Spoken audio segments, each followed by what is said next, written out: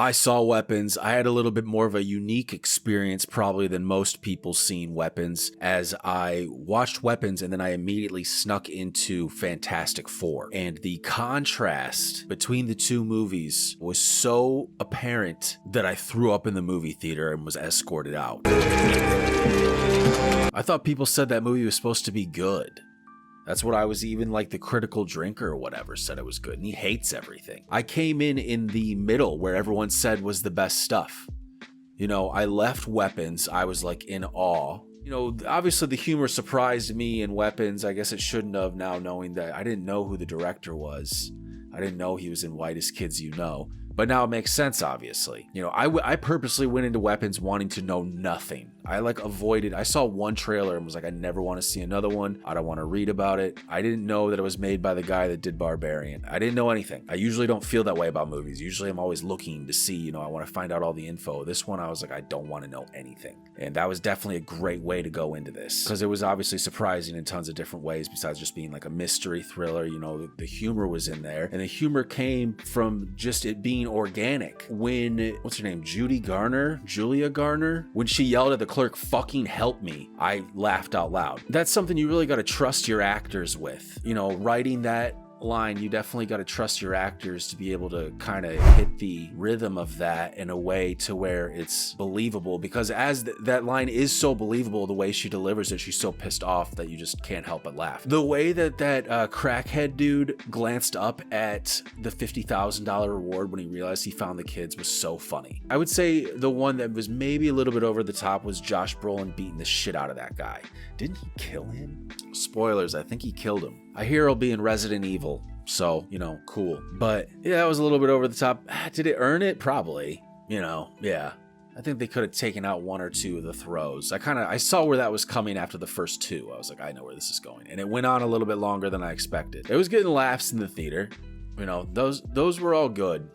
You know, that's the one that sticks out to me that was a little bit out there, but the rest of it all felt very organic. The humor came from the situations and people reacting to the situations. This is how jarring it was. I walk into the Fantastic Four movie and the first thing I hear is, "Oh guys, I gotta kill the sexy alien."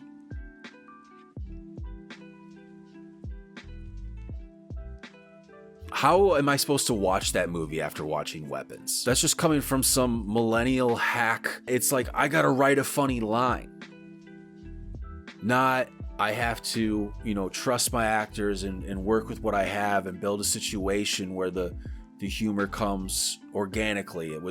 It's gotta write some funny one-liners, you know, call the alien Squidward. He means get lost, Squidward. He exhausts me.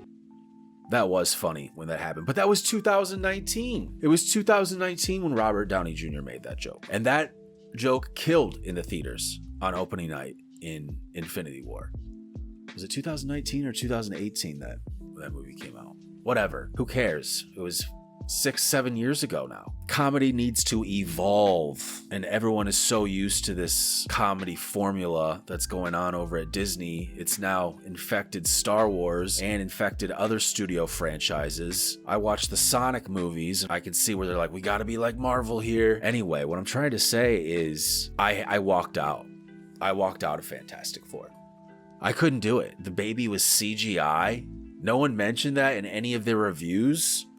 At least that I saw. The baby was CGI in several shots. I mean, even Deadpool and Wolverine, like, yeah, it's funny, but it feels like a string of skits, cameos, and funny, dirty jokes, absurdity. This is why Weapons worked. It had real stakes and real reactions. The characters are genuinely afraid or panicked. It doesn't undercut emotion with a punchline. It doesn't feel like focus group jokes. I can barely remember any of the jokes. I just remember laughing. You know what? Now I remember one. When Josh Brolin woke up and screamed, "Fuck." You know, you can't write that to be funny. You can just write it down and hope that the actor captures it. Would Pedro Pascal have delivered that line better? You know, I don't know. He didn't really have me sold as Reed Richards. No one does. You know, the guy from the 2000s, he did the best job so far I've seen. I don't know. I didn't watch the whole movie. I'm worried about Doomsday. Essentially, Iron Man's been talking the same way since 2008, and he's coming back. And if he comes back in that way, it just feels like we're running in place. I need this movie to be, doomsday. It needs to be serious. I think that's the only way to kind of bring people back. You need something even darker than Infinity War. I'm not saying kill everyone. I'm saying just in tone. There's no way they're going to be able to do it. I don't know. Maybe the Russo brothers can. I'm just so used to seeing like Disney slop with Marvel now that I can't even, even the stuff that supposedly is good, Thunderbolts I like that movie, and Fantastic Four, I'm sure it's all right, but I can't even take it seriously anymore. Hello. Can you help me get in there? No? The real question is, what are those? They're behind me, aren't they? The Illuminati will see you now. The Illumawati? Please, Scooby-Doo this shit. It's been done to death. They're not switching it up. This movie Weapons felt so new. Just did the things it wanted to do really well, instead of this cookie cutter formula that every Marvel movie has. I'm looking online. Why are people calling this movie a dark comedy? Do people know what a dark comedy is? What is going on? I usually hate film Twitter and don't care what your takes are, but that one is really dumb. Let's talk about things that did disappoint me in Weapons. I'm going to talk about a couple things that did disappoint me. The antagonist motivation. I was hoping it was going to be something besides I want to live forever.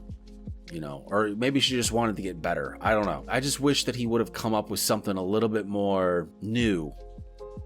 I felt like that was kind of settling on the antagonist motivation. I was hoping, something I can't comprehend or think of on my own. Blow my mind. As soon as she was introduced, I already figured oh, she probably wants to live forever. And I was right. So that's one critique. The gun scene was a little bit out of place, maybe. At first, I thought it was a dude standing on a cliff, in the sky. The AR-15 confused me at first. It was all fuzzy at first, so you couldn't really see. So I thought it was a guy standing on a cliff, in the sky, looking over the house. And that was creepy. And then it was an AR-15. I was almost let down. I was like, oh, what I thought it was going to be was way cooler. I understand that probably wouldn't have made sense, but it's a dream. So it gets a pass, I agree. What do I rate this movie? I don't know. What's the Rotten Tomatoes score? I'm sure I agree with that. So critics 94%, audience score 86%. Yeah, I'm somewhere probably in the middle there. Definitely a fun movie to watch. Whereas when I'm going to see Marvel, am I having fun? I shouldn't have to want to walk out. That's not on me.